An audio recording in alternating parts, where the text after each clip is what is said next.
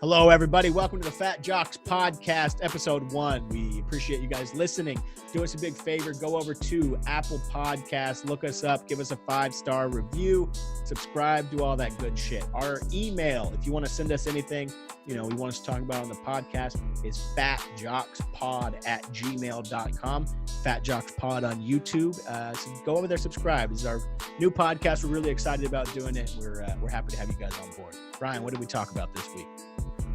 Today, what do you call it when something's first? Perennial? No. Perennial. Seminal? I don't know. I went to community college. You went to the Army. And you're goddamn welcome.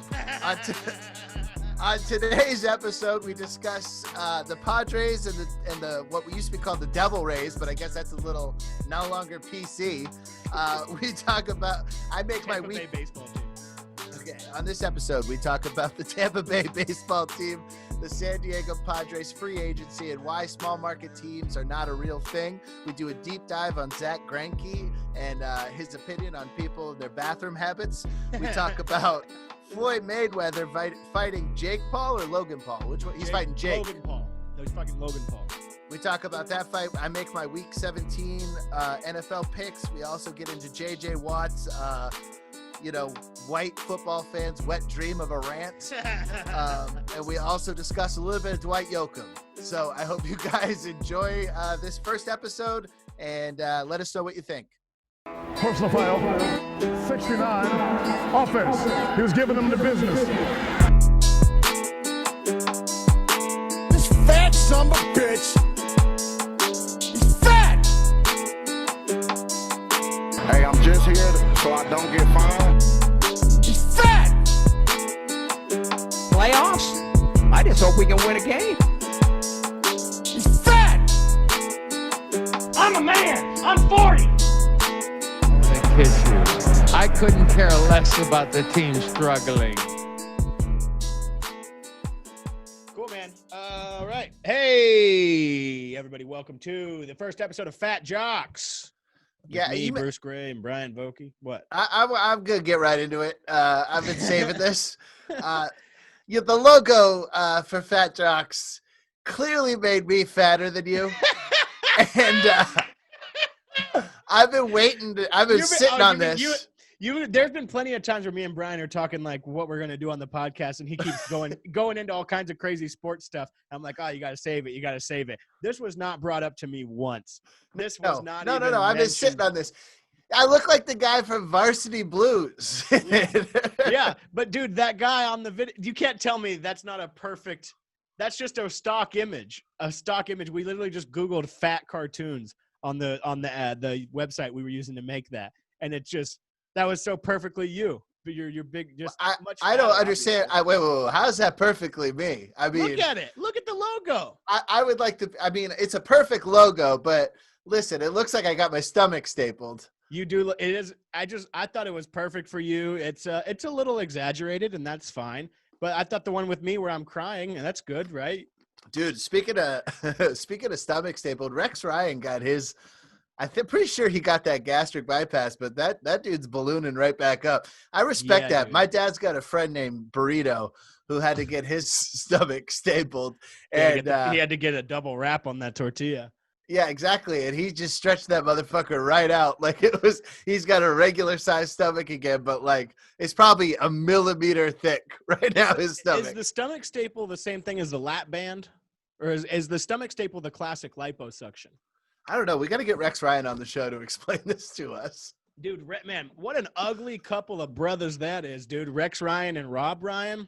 Who the fuck are their parents? Rob Ryan and Rex Ryan are funny because Rob Ryan looks – you know how every president has a brother who gets in trouble, goes to jail, DUIs, coke?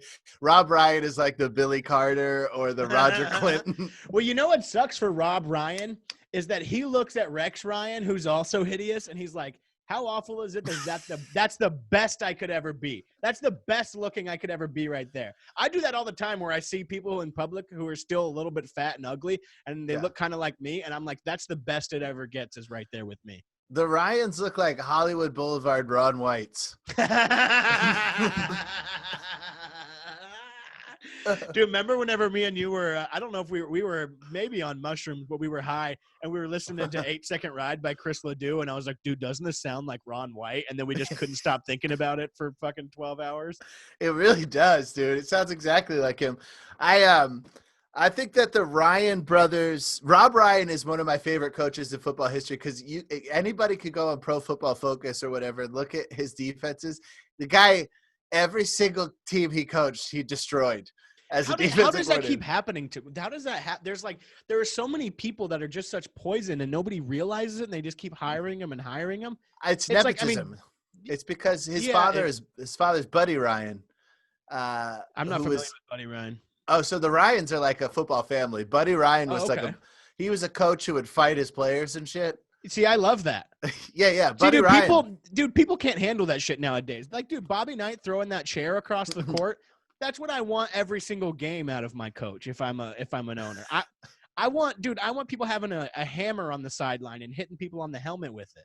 I'm down for that as long as you're allowed to Latrell Sprewell back. Oh yeah. If you can, coach. Yeah. If you guys could go down and if a player and a coach want to do an Oklahoma drill, settle things. Like, what if that's how Ron Rivera settled this with Dwayne Haskins? What if he was like, all right, Dwayne, we're doing an Oklahoma drill. If I win, you're cut. If Ron Rivera did an Oklahoma drill with Dwayne Haskins, every bone in his body would turn to powder. He's ridden with cancer. No, he's done. He beat it. Oh, really? Yeah, no, you can't They are. Dude, football coaches are so type A. They just chew gum and kill cancer. Oh, man. Yeah, I love it. I mean, my friend Jared Norris is playing for the Washington team right now. We might be able to get him on after the season is over. I want to know if he saw Alex Smith's leg close up. Oh, was he on the team back then? I don't know. Have you seen pictures of like the aftermath of that thing?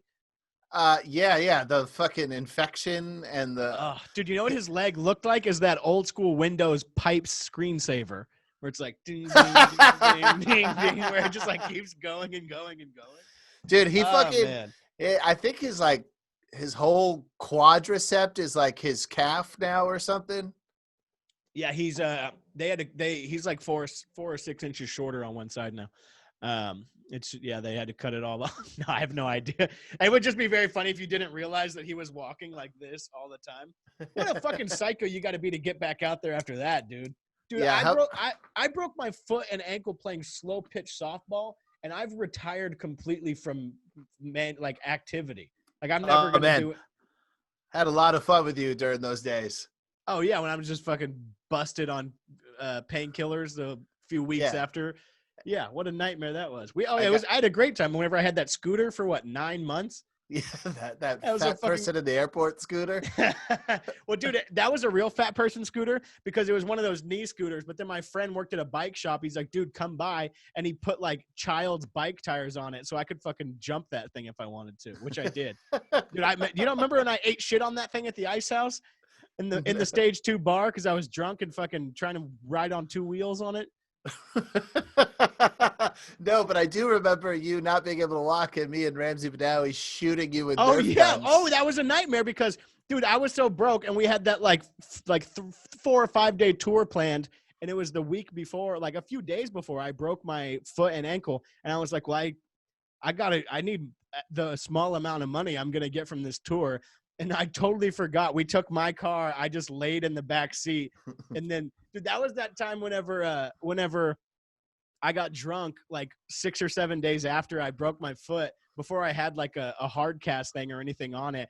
And I got drunk and did like an hour at Barmageddon in Tulare. And I was drunk, so I was standing on it. And then we were at my grandma's place the next day. And I was like, dude, check this out. And my foot was the size of fucking – yeah. Dude, it was just like – a foot, like it was huge, and you were like, dude, I think it's broken, man. Yeah, I'm pretty sure.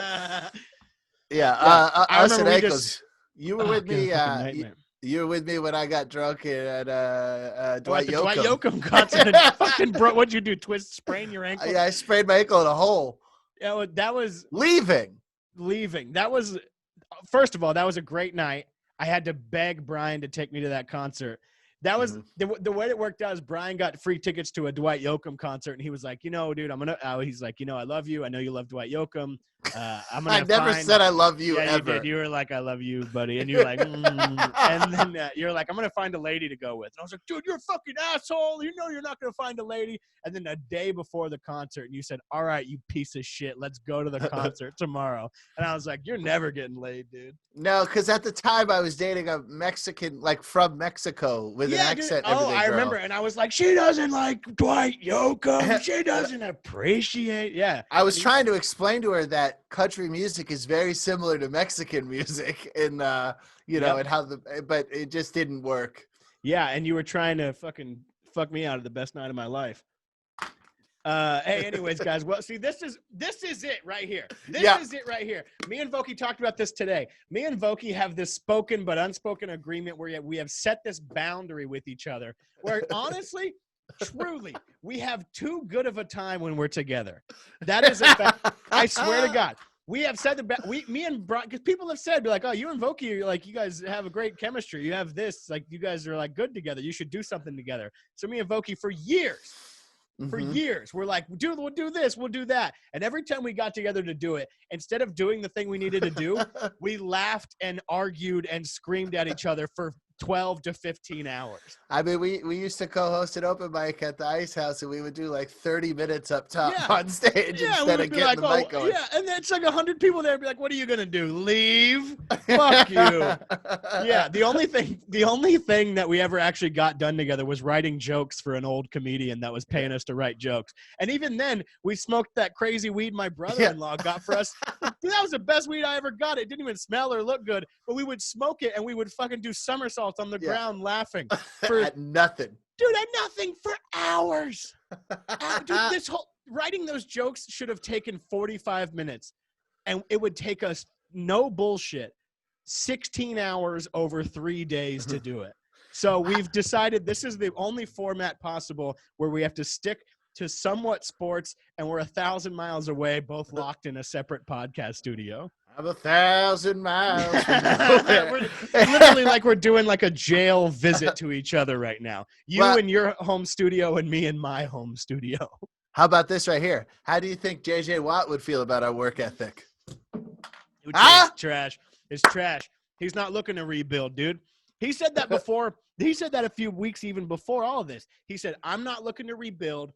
I'm looking to win a championship now. And then he said, whatever's best for the Houston Texans is what's best for me, which is kind of him trying to give that feigning little thing of he's still like a Houston guy. But basically what he's saying is get me the fuck out of here. He is, you know what? As soon as I went on that rant, or as soon as I watched that rant, and if you guys don't know what we're talking about, JJ Watt, maybe we'll put it in post, put in a nice little rant about, how much football players get paid, how much fans love football. And if you can't take it seriously, then get the fuck out. And I was just watching this. I was like, oh, white fans are going to love this rant. Oh, yeah. So much. Yeah. Oh, my God. They're going to be like, we like him because he's not a thug. Yeah. We talked about that on another podcast about white football fans throwing around the word thug. Yeah. It's the most coded language ever. It's just thug is the word they use in public about Colin Kaepernick. Yeah, I'll never forget a relative of mine when we were watching the Packers, and a relative of mine. And Seneca Wallace was filling in for Aaron Rodgers, and the particular relative of mine goes, "There should never be a quarterback for Green Bay named Seneca. What the hell kind of name is that?" Oh my God! Yeah, but it's crazy. JJ Watt is like the Houston guy. You know what I'm saying? He's there like Derek Jeter, basically. It's kind of similar to whenever Kobe Bryant wanted out of LA for like 2 years. Remember that? I do remember that, but he was going to go to Philly. I remember that, but he went somewhere. Hopefully he didn't go to Philly. What a terrible thing to find out. When you die, you go to Philly. Yeah, Jesus. what a nightmare. But I think that I don't think that they're throwing batteries at you and shit. What a terrible group! I've never been to Philadelphia, but what a terrible group of people that they were throwing batteries at Santa, or they like booed Santa, and then Go You on. know what's funny is that they talk about the booing Santa and throwing batteries at Santa. Whenever you talk to an Eagles fan about that, they're always like, that was the 70s or the 60s or whatever. But just today, I was listening to an Aaron Rodgers interview where he talked about when in 2005 getting hit in the helmet with a battery. Himself. Imagine the guy who threw that. He was like, "You fucking see that shit, dude? Fucking, I should be out there, bro." Dude, the most Philadelphia like sports fan analogy ever is that hitchhiking robot. Do you remember the hitchhiking bot? Yeah, a guy in a Randall Cunningham jersey stomped the robot out. It was Randall Cunningham. So this hitchhiking robot, it was like a social experiment, whatever. It was like, I'm Hitchbot. They took it all around Europe. It traveled like something crazy, like 25,000 miles. And then it started in the USA, going to go from Philadelphia to Los Angeles. And it was on video, a guy in a Randall Cunningham jersey beating the shit and just completely destroying the hitchhiking robot. Yeah, that's that they don't really do a lot to kind of clean their reputation up. I'll put it that way. I actually respect that. I thought Bryce Harper going there was so strange. I mean, who knows? It could pay off over the next 50 years or whatever he's there, but who fucking knows? Dude, I'll take this Bryce Harper stuff. I'm gonna go Tony Kornheiser style. I'm gonna go to the glasses here, dude. So this is what's today, the 29th. Mm-hmm. So what is that? 2 days ago, the Rays traded Blake Snell, Cy Young winning pitcher, to the Padres for pretty much nothing. So, dude, I didn't see what they got. What did they get? A couple minor league guys, and then I can't think of the guy's name. Is a catcher who's pretty good, but doesn't have a lot of MLB time. The only reason he got some MLB time last year is because they canceled the minor league seasons because of COVID. Do you think the owner of Tampa Bay was like, "Oh, minor leaguers? Damn, I thought I was getting a couple of minors." Dude, I don't understand these. Dude, he's a pedophile. Is he? No, I'm just. Oh, I was gonna say, wait, what? I mean, he's a Tampa guy. Wasn't Jeffrey Epstein down in Tampa? Who knows if he was down there? Dude, I don't understand these small market teams where I feel like small market is not even a thing anymore. It's not like this owner doesn't have $1 trillion. If you own a professional sports team, you have the money to put up to make your team good. The Rays. I have this right here. The Rays 2020 payroll was $28.3 million. And that is including the $13 or $14 million that's going to Blake Snell. Right. Dude, just for comparison, that's 27th overall. The Dodgers 2021 payroll coming up is $172 million. The Yankees is $161 million. The days of these small market teams being like analytical and going to like do it is – it never came. It never came. Stuff. It never came, dude. The only thing that ever happened was the A's won 24 games in a row, and then I don't even think they went to the playoffs that season. No, they did. They went to they played a play-in game, I think, and they lost. And it's like, dude, I don't understand what the fucking thing is. Like, it's so insane. The Rays are famous for doing this, for trading away their star player. It's a Florida thing. The Marlins did that too. They bought 2 championship teams. They actually built those teams. And then as soon as they won, they sold them right off. I wonder though, if they're like trying not to spend much money because they've been wanting to leave Tampa Bay for a long time. So dude, I'm wondering, where are they wanting to go? Nashville? They were looking at Montreal. Get the fuck out of here, dude. You don't need to avoid it. The Expos experiment ran its course. Meanwhile, the Toronto Raptors are playing where? Tampa. Dude, but it's like it's insane. It's insane. The Rays just lost in the World Series. Even them getting to the World Series with a $28.3 million payroll is unbelievable and should be celebrated. Mm-hmm. If they would have won, I would be eating my shit right now because I would be like, I'm wrong about these analytical teams not getting there. But it's like, dude, you're trading away. It just doesn't make any sense to me, dude. It's like Snell is so cheap for a Cy Young pitcher. He only pitched in a few games during the regular season. I don't remember if he was injured off the top of my head. But, dude, his contract for the next 3 years is $38 million. 3 years, 38. So cheap. That's nothing, dude. But also, nothing. I understood. Did somebody buy the Padres? Because they were always a small market team. The Padres have been rebuilding for like 5, 6, 10 years. But they've been rebuilding since they were built. They've never won. No, well, they've been rebuilding probably since like the end of Tony Gwynn's career. During like they had a couple of good years with like Phil Nevin, Ryan Klesko. I think Gary Sheffield was there for a minute. Yeah, he was. But what I'm saying though is, where did they get the money to just buy Machado, buy Bauer, that's a good buy point. Snell? They haven't got Bauer yet. He's going. That's a great point. And it kind of, they have I think the fourth, I had this up. I think I took it off. They had the fourth highest payroll in the MLB last season. And it's like, where did that come from? Well, dude, that's kind of buying right into my point of saying it is bullshit that the Rays owner isn't putting up, or whoever, all the people aren't putting up the money. I know. Put the money up. What are you doing, man? Dude, okay. The Rays are looking at this right now in a way of, hey, we made it to the World Series. We make it to the playoffs all the time. That's pretty cool, right, guys? Isn't it pretty cool that we make it to the playoffs?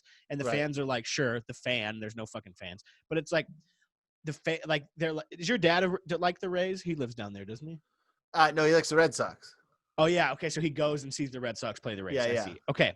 The Rays are looking at it in this way of like, hey, we made it to the playoffs, made it to the World Series. That's pretty good. Let's make a couple moves. We'll try it again in 3, 4, 5 years. Where if they were fucking smart, they would have done what the 2014, 2015 Royals did. 2014, the Royals make it to the World Series. They lose to the Giants. They say, hey, we were just there. We're not going to fucking – I think they brought in one or two. Yeah. They brought in one or two guys. I don't remember exactly who they brought in, but they didn't dismantle the team in any way. They were like, hey, let's fucking go out next year and go for it again. And that's a small market team. The Kansas City Royals? What do you it doesn't get really smaller than that. They hadn't had a star since George Brett. Dude, it does not get smaller than the fucking Kansas City Royals. 2015, I don't know why I just went so quiet here, like it's in the middle of like no. Bring it down. Dude, the Royals, 2014, they lost the World Series. They're like, hey, we were just there. Let's go back. Let's fucking win it all. Let's do this. The next year, they go out and they fucking win it all. The Rays are looking at it like they're happy to have gotten there. Whenever they have crazy young talent, Randy or Rosarena just hit 17 home runs in the playoffs or something. It's like, what are you talking about? I don't understand it, because Tampa Bay has a sizable Cuban population, which obviously big baseball fans. They absolutely the fucking Lightning, defending Stanley Cup champions, but before they won the Stanley Cup this year, they sell out every game. And by the way, most annoying fans I've ever. I went to a couple Lightning games and they sing like soccer, like you're in England. They have all these like songs they sing. Don't like that much. Oh, I hate it. But the Bucks, they sell out games. The Bucks, they just made the playoffs for the first time since 2000s. No, Tampa Bay Buccaneers. Oh, sorry. Yeah. So the Tampa Bay Bucks made the playoffs for the first time since 2007. So there was the second longest streak in all football. They sell out every game. There's no reason for Tampa Bay to have no interest in baseball, but it's because it feels like the ownership doesn't give a shit. So the town doesn't give a shit. But that's a great point that I didn't even think of. The Bucks are showing how stupid the Rays are. The Bucks went out and got all these people building this whole championship level team. Kind of the Bucks and Rays might be owned by the same person. They're kind of throwing it in the Rays' face a little bit and being like, "You guys could do this too, but you're fucking stupid." What do you like? One thing you're forgetting too is that Florida has a leg up on free agents because of no income tax. No income tax, yes. Dude, so right off the bat, you got a leg up.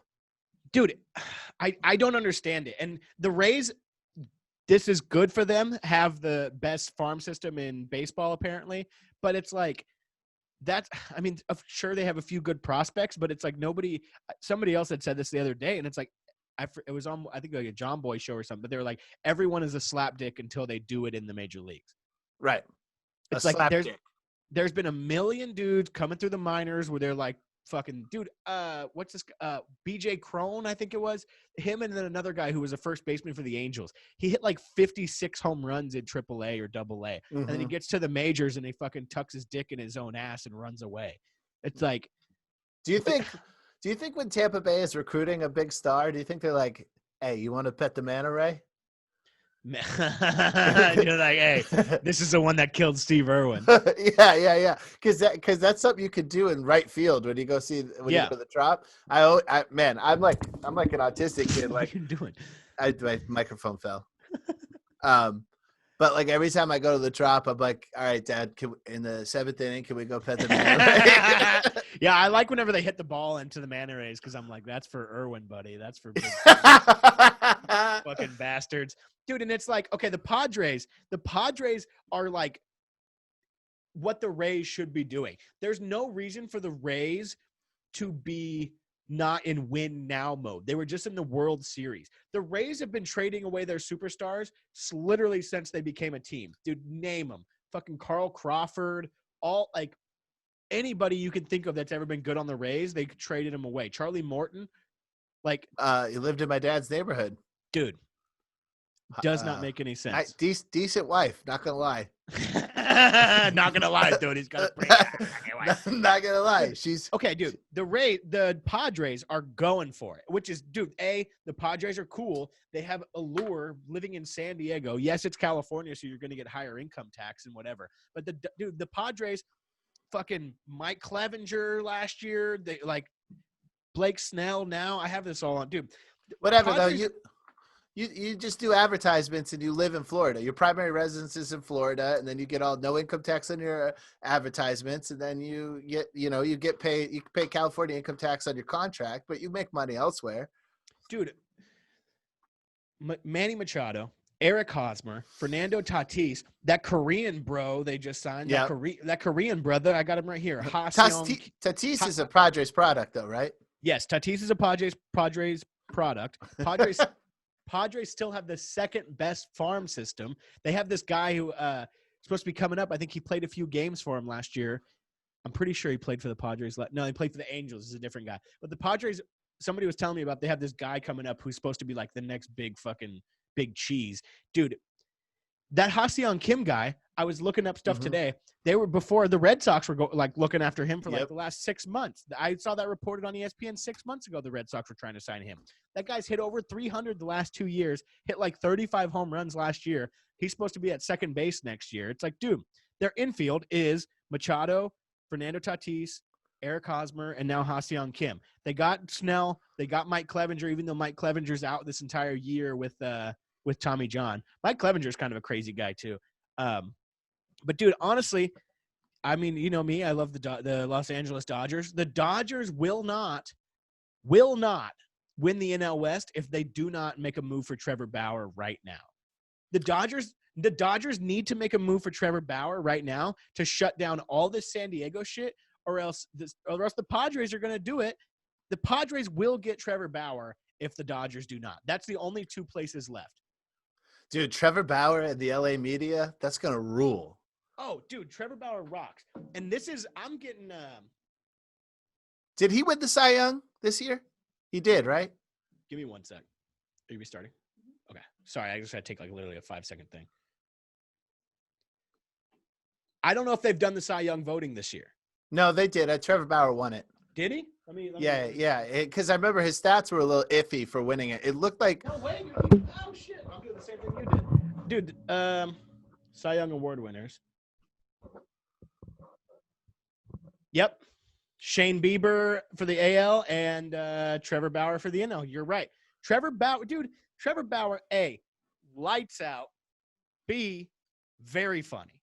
Best Twitter account in sports, dude, probably. And he is loving this free agent process right now. He is loving it. He's going nuts. He's just same thing with Padres. He like the other night after Padres made that move for Snell, he's like, "Hey, you up?"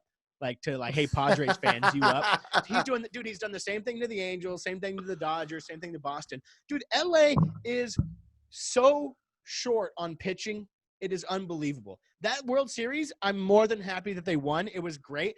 But the pitching stuff they had to do was humiliating.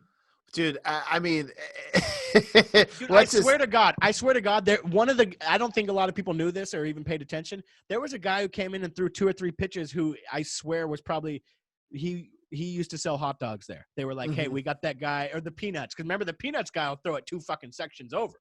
Yeah, and they get good movement on it. It's hard to catch it. Dude, that guy came in and threw a few. But Dave Robinson is maddening as a manager anyway. Oh, my God. Dave Roberts, yeah. Yeah, Dave Roberts, rather. Excuse me. Yes. Stole third, got home, 2004. Yeah, he's a hero. But it's like he was inches away from losing his job because he makes so many fucking insane choices. He's like on Adderall. It's like he's like me on Adderall, like trying to clean my room. Where he's like, all right. Here's what's gonna happen. We're gonna put Walker Buehler. You're catching today. All right, Yeah. You'll catch. He's like, no, we rearrange. We move the bed. We'll feel better. Okay, what if we pitched from center field and we put home plate at second, and then the field was 360, man? Dude, the Dodgers right now, they have Clayton Kershaw, who's he's not what he used to be. He's done. He's over. He's not that he's over. He's not a first starter in the rotation like they're treating him still. You're talking about him like when I lived in the Bay with Lincecum. Like the Giants held on to Lincecum for like 4 years longer than they should have because of what he was. Kershaw's what happened with Tim Lincecum, who I love. Well, I love him too. You know what happened to Tim Lincecum? What happened to him? The Giants let him throw, I believe, 156 pitches in a no-hitter. Yeah. Where nowadays they'll pull you with a perfect game in the ninth inning at 105. Not to mention his form was. Oh yeah, he was of course. He throws like Tim Tebow, but it's like, dude, as soon as in Game 6 of the World Series when Kevin Cash pulled Blake Snell, I think that very quietly Blake Snell wanted out of Tampa Bay really bad because he could not believe he was pulled with the lead. I think he had given up like one hit the whole game, and then once he left the game, dude, as a Dodgers fan watching that, I was like, as soon as they pulled him, I was like, oh, it's game over. Like it's. The Dodgers in the World Series, too, were such a momentum-based team where they would play with their dick between their leg the entire game until they strung one or two hits together, and then they were like, oh, okay, we can do this. Dude, my neighborhood, I got to admit, I didn't pay attention to the World Series this year because the Red Sox were so horrible, and I kind of didn't really like the bubble too much. I watched the bubble in basketball, but I didn't really like the COVID sports year too much. It was hard for me to get into it, but I thought, I was like, is it a Mexican holiday? Like that I don't know about? Because dude, do you know how many Cholo tears were cried that night?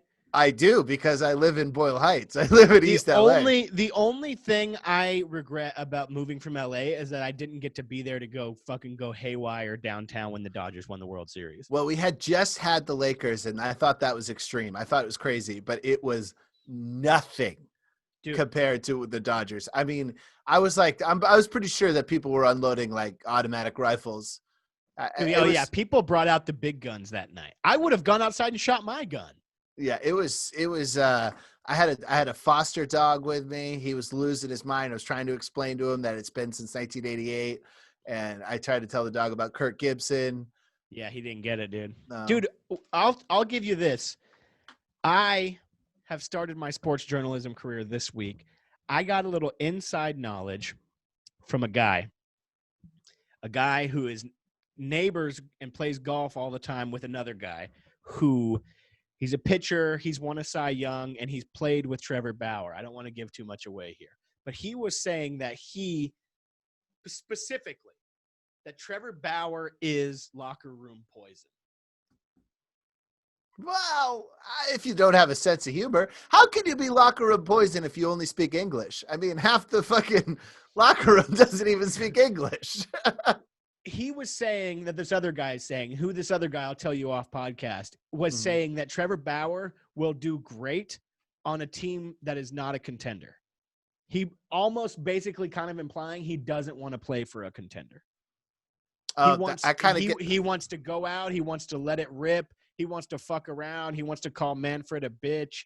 And then he wants to kick it in the offseason with his agent, who's one of the hottest chicks I've ever seen in my life. His agent is? Dude, his agent's like a 25-year-old babe. That rules. He's hilarious. Yeah. Dude, if the Dodgers don't go out right fucking now and offer Trevor Bauer that deal they offered Bryce Harper, what was that deal? Give me a second. Bryce Harper, Dodgers offered. Okay, so the Dodgers offered Bryce Harper a 4-year contract at $45 million a season.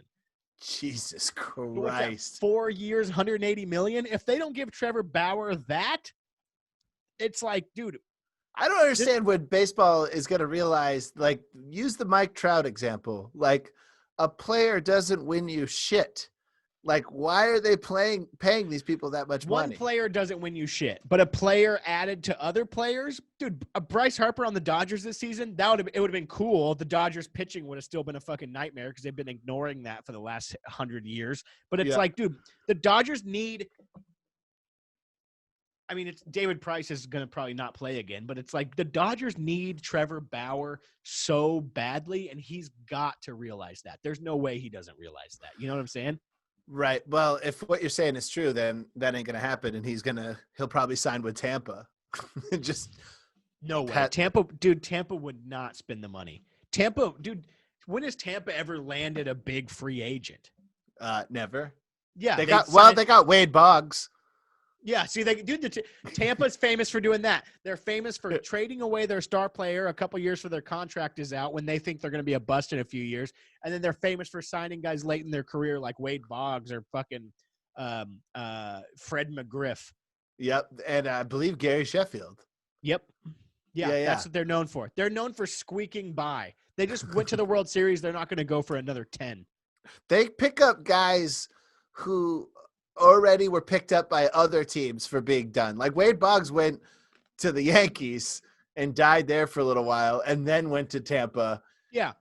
Guys who were like, man, I'd like to play a few more years, but I probably can't. And then Tampa's like, we'll pay you everything. Yeah, we should probably get into football though, because okay. Sorry. I know how much you love. So Bruce, fired up. You love I think you hate baseball because you only pay attention to baseball when baseball is not happening. No, you always make fun of me for this and call me a gossipy bitch because I love the off season. I love baseball off season so fucking much. You have no idea. I love the winter meetings. I love it all, dude. I love football right now. Lambeau Field was covered in snow. They shut Derrick Henry right down. It was a beautiful night of football, and everything is working out perfectly. If you look at the AFC standings, it looks like my, childhood of the 90s. You got the Bills in the playoffs. Who else? Wait, who are the seeds for the AFC? The Chiefs. Hold on 1 second. I'm losing you for a sec.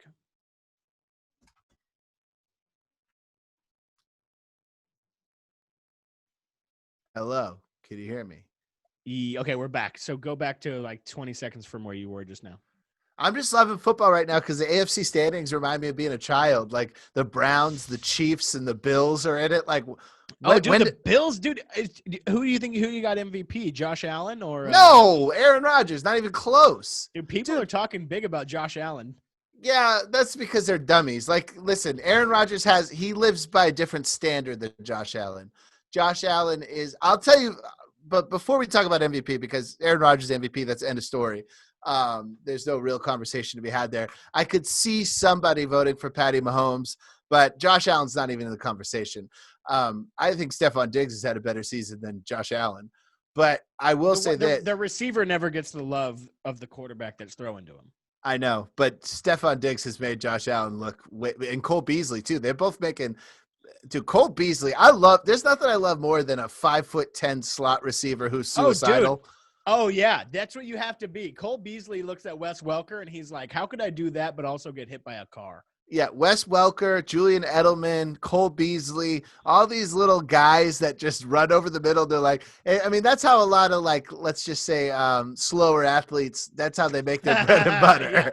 That's just good. That's how a lot of short white receivers make money is by getting hit by a car every game. Yeah, Cole Beasley is built to play for the 2010 to 2017 Patriots.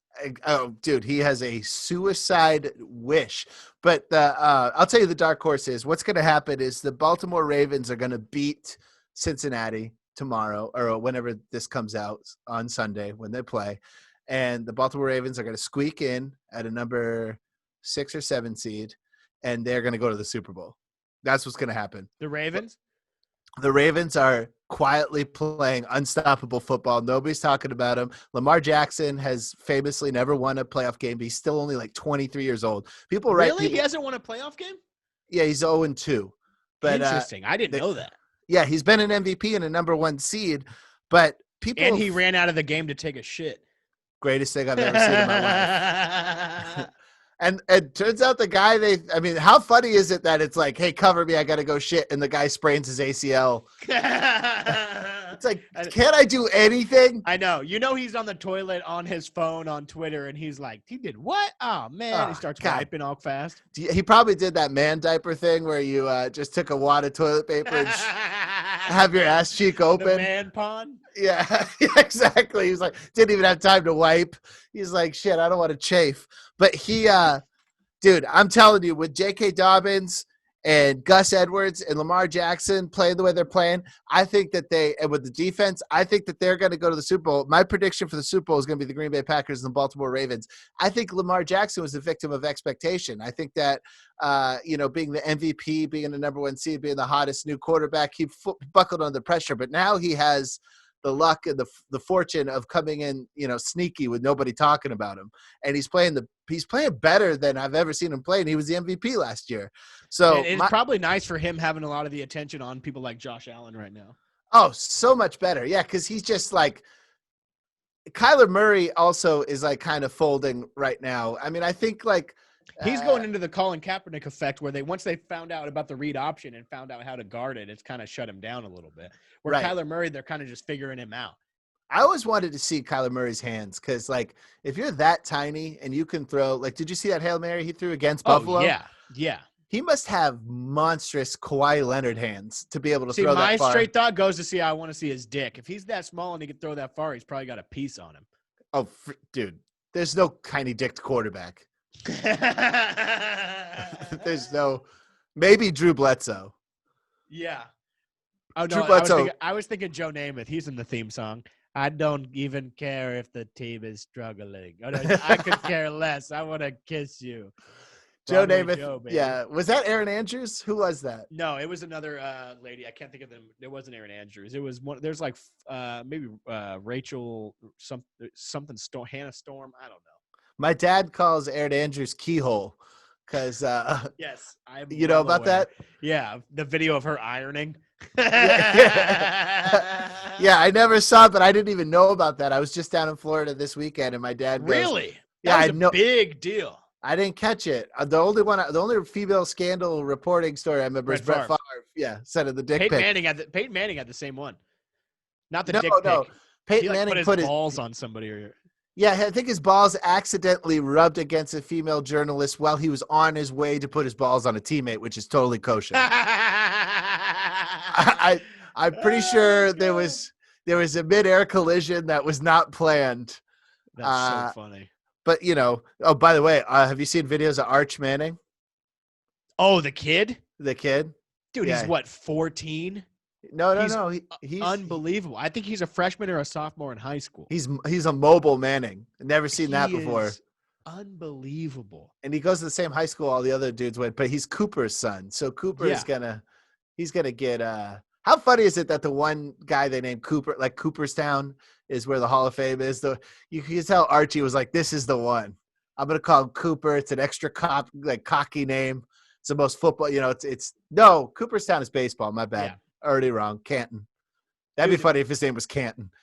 Manning. These videos of Arch Manning honestly are very Brett Favre-esque. Yeah. It's like, obviously you know this through and through, but I kind of have to go back and remind myself every now and then how good Brett Favre was and just how fun to watch he was. Dude, I'll watch Brett Favre highlights like 3 or 4 times a year just when I'm stoned and be like, holy fuck. You ever watch that video of Brett Favre where it's after he retired and he's like, my coaches are all there talking to me about nickel defense this and nickel defense that. And he goes, I had to go up to, I think it was Doug Peterson. I think that was his backup who coaches the Eagles now. He goes, Hey, Doug, what's a nickel defense? And he goes, that's when they have 5 DBs. He's like, is that all that is? He goes, who gives a shit? Yeah. He's like, I'll throw it 100 miles an hour from 5 yards out and break Donald Driver's fingers. He broke a dude's ribs in practice through his shoulder pads. It's like, what a dick. Yeah. I have no doubt that Brett Favre could come back right now and play for the Jags. Yeah. Oh, absolutely. You think he could give Trevor Lawrence a run for his money? Dude. Oh, man, I think so. Dude, okay, so we'll I guess we'll shift from here into the college playoff just for a second because it's coming up. Notre Dame is going to get obliterated. They should just be happy to be there. Be happy to be there. Clemson is probably going to – Ohio State is always good no matter what. now that Urban Meyer's gone with his tension headaches or whatever. Fucker, I can't coach. I got headaches. Shut up. It's going to be Alabama Clemson, and Trevor Lawrence is going to win. I didn't realize till the other day that Trevor Lawrence still hasn't won a Heisman. I thought he was going for number 2. No, who won it last year? I don't even know, honestly. I don't know either. Who was it was Kyler Murray. No, he was in the NFL last year. Oh, then in who? Jalen Hurts. No, or was it Tua Galava? Or I think it might have been Jalen Hurts. I mean, obviously, we both have a computer. Yeah, I don't remember who won the Heisman, but I'll tell you this: I think Alabama's going to beat Clemson. Really? Alabama. I mean, Trevor Lawrence is Trevor Lawrence, and they got Travis Etienne. Oh, Joe Burrow won last year. Duh. Oh, right. But dude, I mean, obviously, I can see that playing out. But you're saying it's going to be Alabama Clemson in the title game. Yeah. No, no, Notre Dame shouldn't be there. They should have given Cincinnati or anybody else shot. Well, any of those teams are going to get killed. Notre Dame is only there because they beat Clemson when Trevor Lawrence was out with COVID. Not just Trevor Lawrence, but the whole defensive front was out with COVID. I don't know if it was COVID or injury. Look at these guys. Look at these guys. They're out with COVID. You got COVID. You still podcasted. Yeah, I had COVID. I didn't miss one game.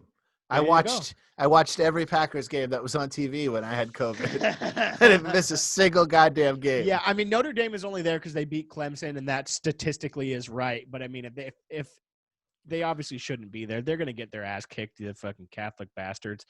And it's just, I mean, it's going to be Alabama. I'm sure all those players are Catholic. You know what I mean? Yeah. I remember when they had a guy named like Rocket Ishmael. Yeah. Back in the day, and I was like, oh yeah, that's a good classic Catholic name. Hey, what's that dummy from Notre Dame's guy whose girlfriend was fake online? Manti Te'o. How awesome was that? That was the funniest thing. You know what's crazy? Those text messages were from a 661 number, which is the Bakersfield area. Dude, I would love to meet the person behind the Manti Te'o girlfriend scandal. I just got scared because a picture fell off my wall. Another thing I want to get into before we wrap this up is I know you're not a big boxing. I'm obsessed with boxing. But Canelo Alvarez, who looks like our friend Tyler. Yeah. He looks like two Tylers stacked on each other's shoulders. By the way, so he just had a fight, destroyed a guy, but I don't know if you saw what he came out to as an intro. No. He came out to The Final Countdown played by a mariachi band. Beautiful. Yeah. Yeah, that's beautiful. And they even had the guy with the big guitar. Of course. No, the best walkout of all time in boxing. Do you know what this is? Best walkout of all time. Is it Tyson Fury coming out in a throne to Crazy by Patsy Cline? That was pretty cool. That's up there.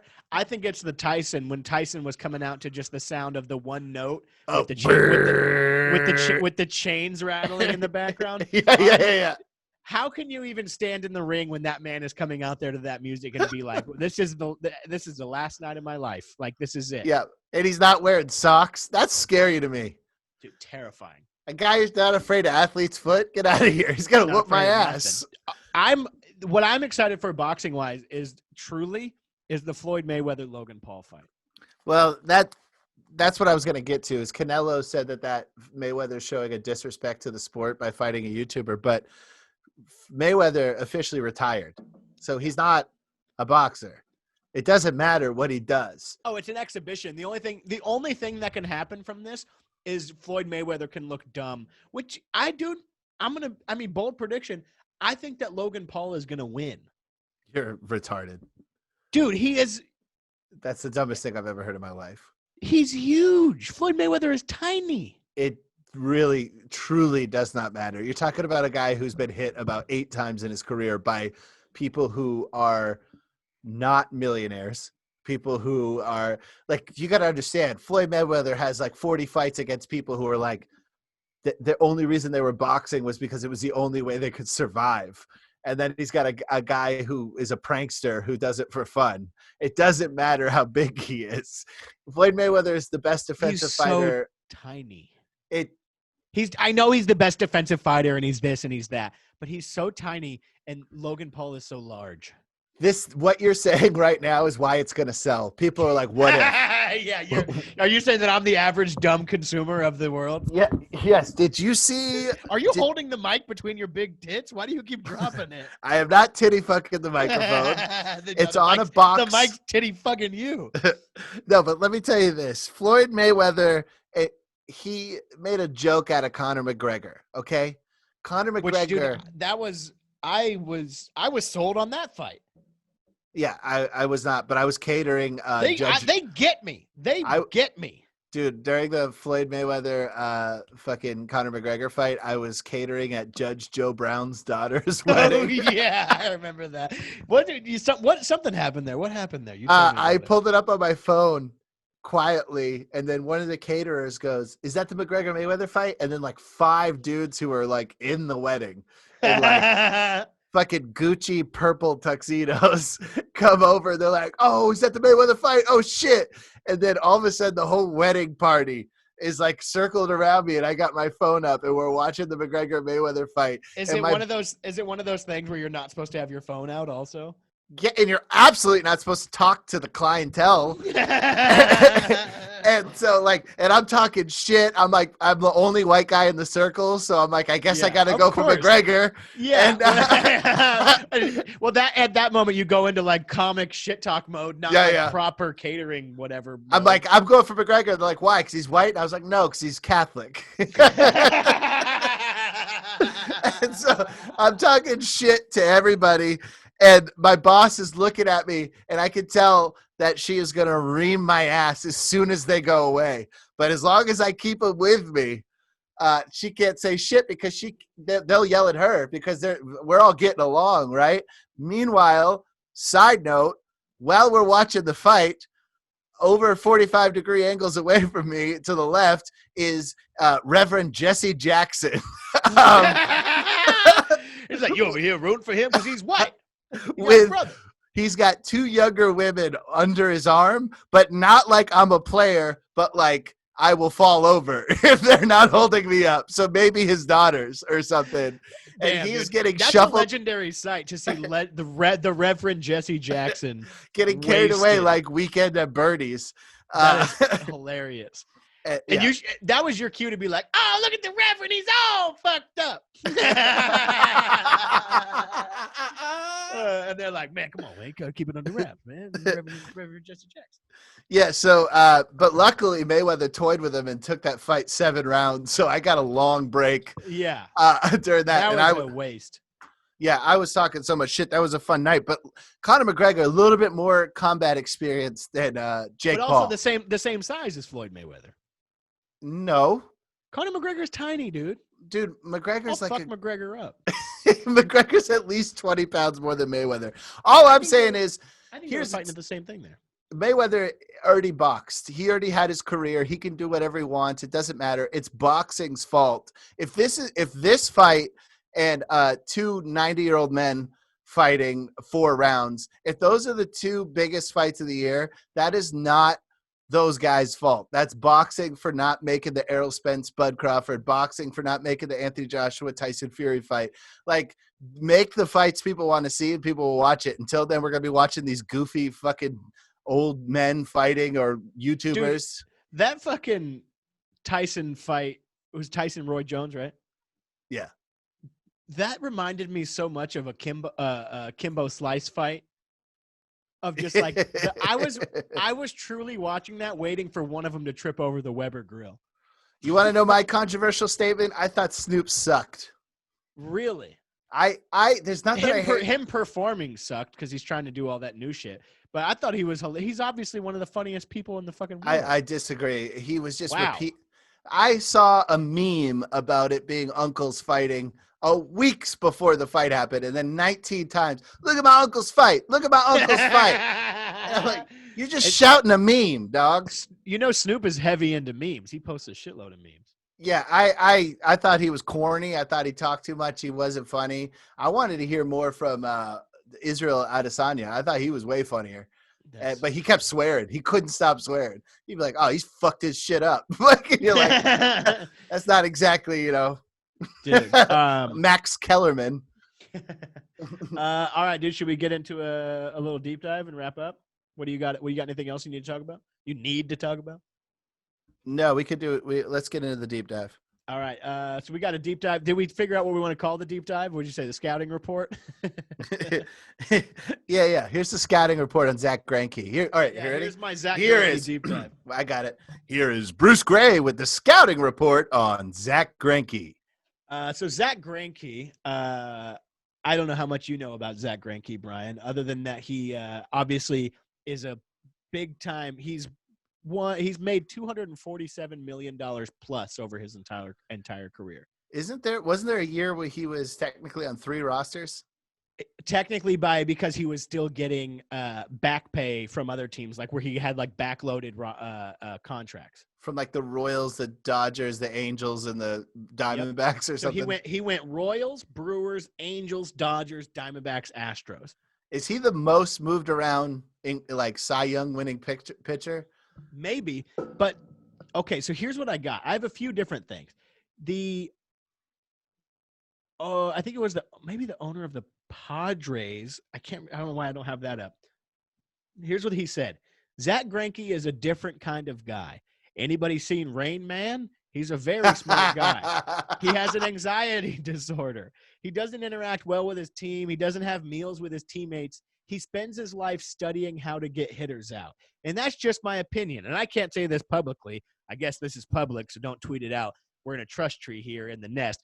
He hit him on purpose, talking about when he hit Carlos Quentin, and then Carlos Quentin ran out. Remember when they did that, when they both hit each other on the shoulder? Zach Greinke broke his collarbone. He's like, he hit him on purpose. That's what I believe. And the next thing is, I don't know about you guys. I'm 6'3", 225. If Carlos Quentin is running at me, I would not put my shoulder down. He's basically going all out and saying everything, but Zach Greinke's retarded. Also, so I got a few things up here. This is a story that one time when Zach Greinke was on the Royals, and this is like a whole thing where this is another thing right here saying about how Zach Greinke has severe social anxiety, which I think they're just kind of hiding his Asperger's. I mean, if he has Asperger's, who cares? I don't give a shit. Yeah, it doesn't matter. Yeah, I don't get why that's even a controversy. So I was restarting camera. He has right here. This is what they say. He has social anxiety. I have a friend who works for the Dodgers. He said Zach refused to ride in the elevator with anyone and didn't really talk to anyone. He said that employees were expressly, I don't think that's the word, expressly prohibited from speaking to him unless they talked to him first. One time, whenever he was on the Royals, he pulled Alex Gordon, who I guess was in a crazy slump, into the video room, and he's like, "Hey, I wanted to show you something." And I imagine Alex Gordon was like, "Oh, it's cool. Zach wants to talk to me. That's different." And Greinke had a video queued up of himself hitting a home run, and he just told Alex Gordon, all he said was, "You should do more of that." That's like when you do comedy and your family's like, have you thought about a Netflix special? Yeah. He's like, yeah, he literally was just like, you should do more of that. There was another thing where he called a team meeting. I don't remember if it was whenever he was on the Dodgers or somewhere else. And this is a quote from the clubhouse, players only clubhouse meeting. He called an entire meeting and said, quote, "I've been noticing something. Some of you guys have been doing the number 2 and not washing your hands." So if you guys could be better about it, that would be great. What a leader. So, which I've heard a million times that he's like a severe social anxiety, basically Asperger's level, which I think enables him to basically be like, I don't even care where I play, who I play for, who I play with. I'm going to go out. I'm going to fucking be lights out all the time, and I'm going to get my money. And he's like, so funny that guy's like, "You ever seen Rain Man?" Wait, so what I don't understand though is if he has such bad social anxiety, how is he able to pitch in front of 60,000? I guess 60,000 people probably is easier than like eye contact and one-on-one. Yes, I 100%. Whereas saying in that thing that people would get into an elevator and he would wait for an empty one. Damn. So he's like, is he a germ freak too? Like, he might be. He might just be. He's a freak overall. Did he sit out for like COVID reasons? Did he opt out? He was on the Who's Astros he on this season. now? Astros. He's on the Astros? Astros, yeah. Remember, Astros were sick with him, Garrett Cole, all those guys. Yeah, they were really good. I was so glad they were good because, like, I just after the scandal, I wanted them to come out and just win a World Series. Well, remember how cold Jose Altuve started? Yeah. He was like 1 for 55 or something crazy. Had the crazy yips and was throwing the ball away at first base like he was Steve Sachs. Did you see the Red Sox re-sign Terry Francona after his 1-year ban immediately? Not Terry Francona, sorry. Oh, Alex Cora. Alex Cora. Sorry. Did they to head coach? Yeah, they had an interim head. They had a manager. I know they let the manager go. I don't know how I missed it that they re-signed Alex Cora. Yeah, they waited his year out and they brought him right back in Sean Payton style. Remember when Sean Payton had to sit out a year for the headhunting? Yeah.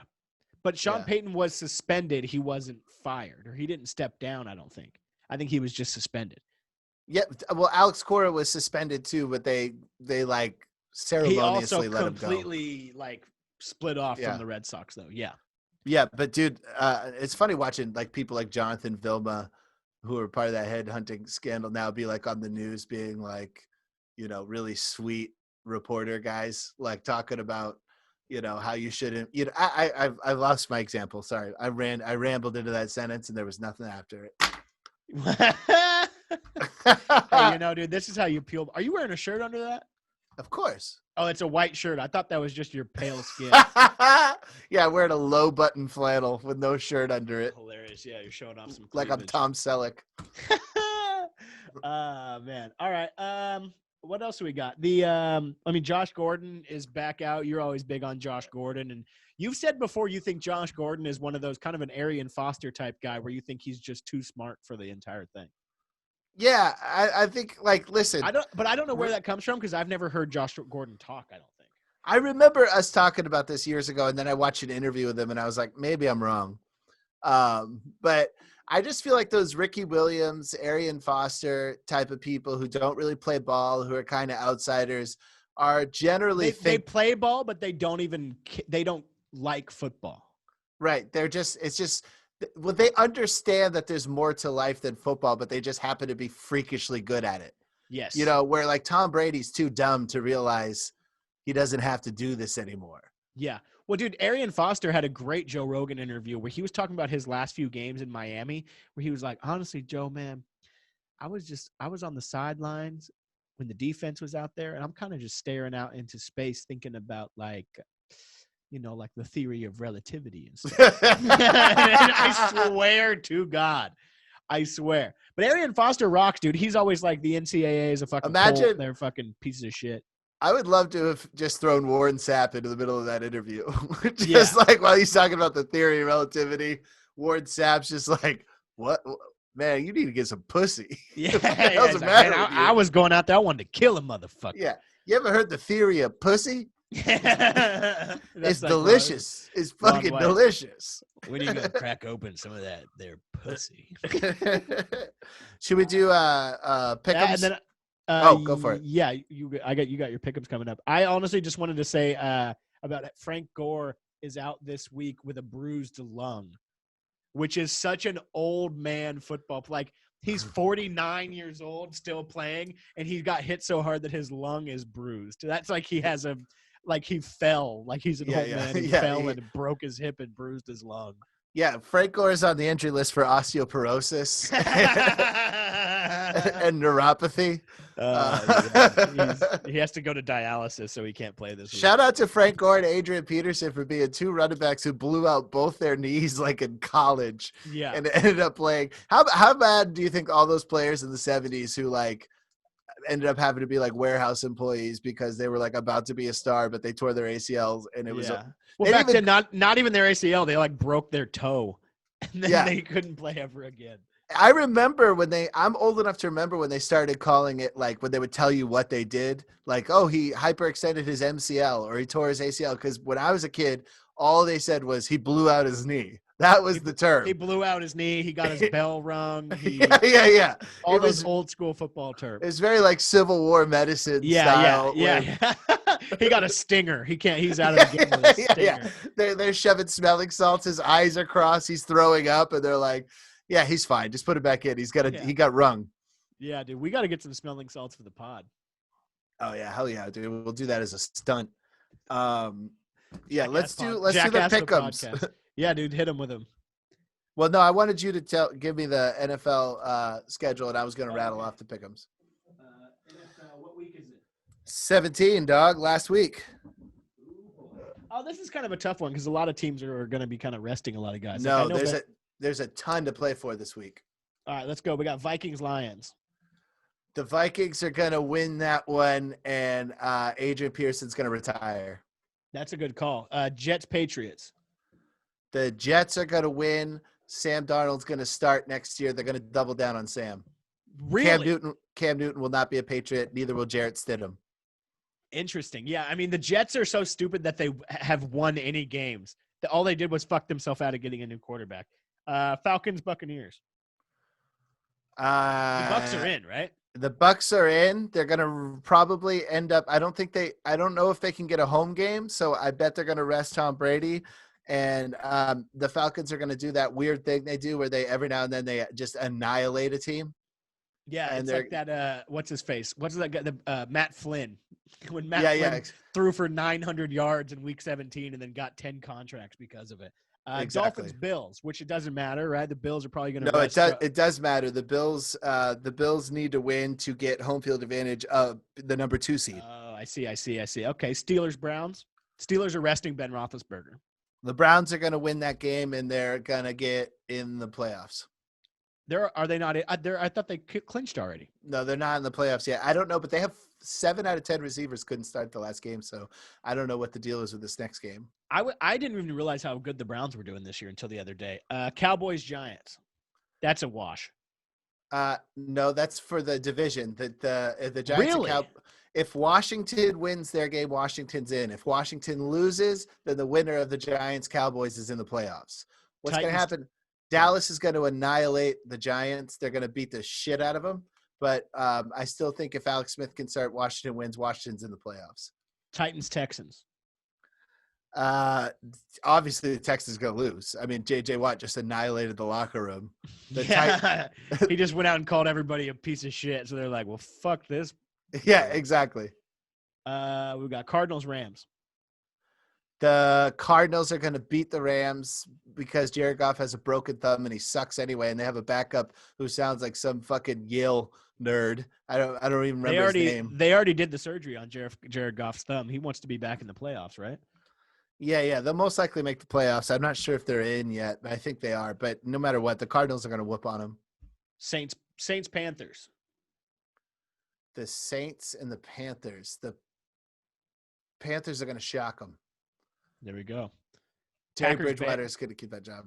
Packers Bears. I'm really feeling for the Bears here. Ready to see him kick some ass. Mitchell Trubisky, the most disrespected person in all of football, will. Interesting. That's a hot take. He'll get his first loss of the year. He went 3-0, got benched, came back, brought those motherfuckers right back into playoff contention again. But he's going to get his ass destroyed sideways by the Green Bay Packers. Chargers Chiefs. That Chargers quarterback is looking real good. Justin Herbert. That Phillip Rivers debacle really paid off for them. The Chiefs are going to win that game barely, but the Chargers their coach sucks. Anthony Lynn is a douche. I mean, seems like a cool dude to hang out with, but he's a bad coach. Seahawks Niners. Seahawks Niners. This is going to be crazy, but I think the Niners might do a little damage there. I think the Niners are going to win. Interesting. Seahawks are in the playoffs, yeah? Yes. They have a lot to play for. You would be as shocked by the amount of white trash Seahawks fans I see up here. If Seattle wins and Green Bay loses, Seattle gets the bye. They're the number 1 seed. Interesting. Raiders Broncos. Raiders are out. Broncos are out, correct? That is correct. And Drew Lock is going to pass for 420 yards, and they're going to beat the Raiders. Damn, dude. People are saying Elway might step down. You know anything about this? Yeah, well, he's sucked. The only quarterback he ever got right was a playoff game was with Tim Tebow. No, Peyton Manning, dude. He won a Super Bowl with Peyton Manning. Well, duh. Yeah, I was gonna say the only quarterback he got right was already in the Hall of Fame before he signed him. Yeah. He's that's one of those Wade Boggs to the Rays moves that somehow worked out. Didn't make any sense. But I mean, he had a fucking his head was on backwards by the time he got to Denver. He got his head spun around fucking 540 degrees, and they had to twist it back. Right. He was taking human growth hormones, but it was mailing it to his wife. Yeah, there you go, dude. I love Peyton Manning. Peyton Manning's my fucking Brett Favre. He's Mr. Hollywood, sweetheart, nice guy. But he's dropping his balls on reporters and eating human growth hormones. He rules, dude. Yeah. Washington. Well, that's the reason you're supposed to take steroids, is to play long for like your Barry Bonds or like your Peyton Manning, not like your fucking Washington Eagles. Robinson Cano. Yeah, dude, who just dropped a bomb the other day in the Dominican League. 450 plus. I love to see it. Yeah. Washington's if Alex Smith starts, Washington wins that game, goes to the playoffs, and gets obliterated by whoever they play. Hey, well, shouts out Jared Norris. My friend Jared Norris, who I've told you the story 50 million times, that was the first one of us to hit puberty and was throwing 90 miles an hour from 45 feet. He plays. What's he play for Washington? I think he does special teams. He's technically an inside linebacker. He used to play for Carolina, and then he was injured, and I think he was out of the league for a year. But he's on Washington right now. My dad refuses to say Washington football team in this real, like it's rebellious. Like he finds ways to shoehorn Redskin into conversations. He'll just be like, I don't know where. Like he's never gave a shit about who Washington, what they're doing. He'll be like, who the Redskins got this week, just to say it. It's just such old man shit. Yeah, it's April. He's like, hey, we got the Redskins, right? yeah, exactly. You know who's a good Redskin? Sonny Jurgensen. He was a good Redskin. Oh, man. All right, dude, I think that's all we got, right? Yes, sir. Cool. I think we only did, 2.5 hours? Yeah, it's hard. I know. Well, Kelly has to restart the camera every 30 minutes, so I see her come in, 3 times? Yeah. That's how I know how long we're going. All right. Well, guys, thank you so much for listening. Truly appreciated. If you like what we're doing here, me and Brian, we both do our own podcast separately. This is an affair, if you will. What do you got, Brian? What's yours? I do Worst Hour of the Week. It's very different from this podcast. It's a lot of news-based stuff, but it's still comedy. It's with Ramsey Badawi. It's very funny. It's already rolling. We got 100 episodes in the bank, so check it out. You have 100 episodes canned. Yep, ready to go. And mine is The Gray Area, Gray, not that Grey bullshit British spelling. It's me, just me, and more me. It's produced by my good friend Cameron Peloso. He's a funny, young, bisexual Asian comedian. It's mostly just me berating him for his life choices, but it's fun. Check it out. And we'll see you next week. Go Bears.